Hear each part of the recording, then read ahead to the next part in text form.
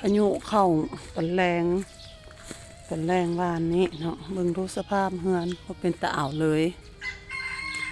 ออกเบิดทั้งนอกทั้งในรถกับแวนแตก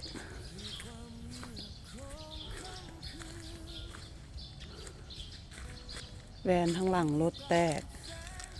เฮือนนั้นกับพอเฮือนนั้นนะเฮือนนั้นนี่เฮือนเห็ดใหม่ๆก็เป็นหูจงโป่งเจงเป่งอยู่อันนั้นเฮือนขนาดเฮือนหลังต่ำเฮือนหลังนั้นอยู่เจ๋สุดพุ่นก็ยังเป็น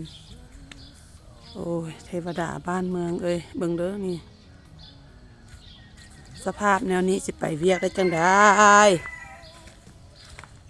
หน้าบ้านหลังบ้านน้ำกับบ่มีไส้อันนี้สภาพ